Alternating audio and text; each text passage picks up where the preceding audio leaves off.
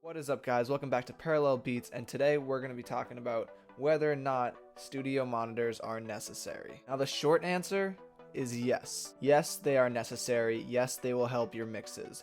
But why? Because they are dynamically flat, studio monitors allow you to actually hear your mix in its truest form. They're made not to color the sound, that is, boost or cut certain frequencies. All they're there to do is just let you hear an accurate representation of your mix. As you've realized, I'm going to frequently talk with you guys about my experiences regarding the videos. In high school, I took an electronic music class.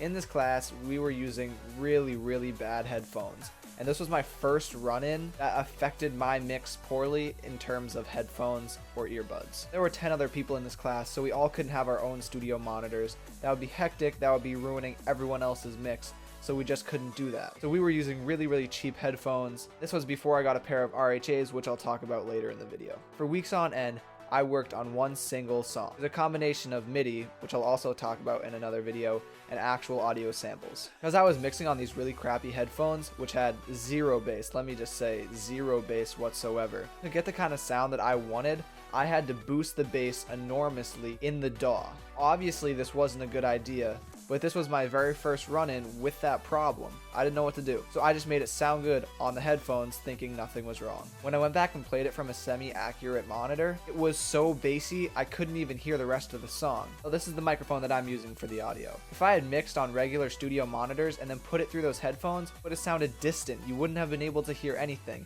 There was no low end, as if I just turned away from the microphone and was talking over here. So I mixed and made it sound good on those headphones, which was a mistake, because when I went back and played it, it sounded like the entire mix was made way too bassy.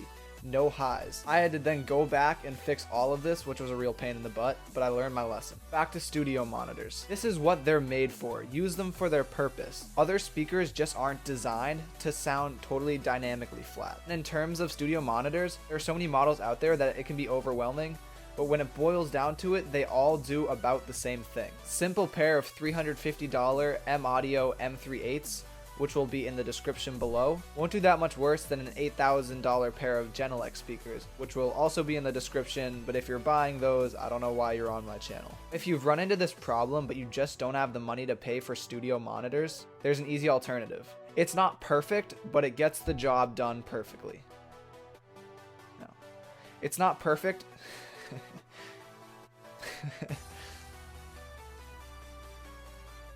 It's not perfect, but it gets the job done. Let's say you have $200 left over to pay for studio monitors, but with $200 you can't really get a solid pair of monitors. So this is when I would recommend the RHA T10Is. They're wraparound earbuds that sound perfectly great.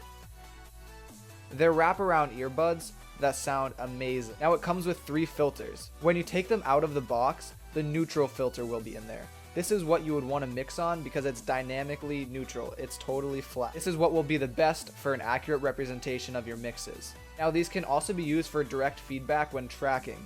If you unscrew the filter and put in the treble filter, it will boost the highs for your vocalist, guitarist, pianist, or just any musician. Now if you prefer a bassier feedback, you can just put in the bass filter. This can all be bought for $200 and the link will be in the description below. The number one most important thing about studio monitors, once you obviously buy your studio monitors, is how you set them up. I will also have a video on that in the future. Make sure to subscribe or follow me on Twitter so you can get video updates when those come out. Now, if you found this video helpful, make sure to leave a like, comment, subscribe, tell me what you think, tell me if you want to see future videos. Until then,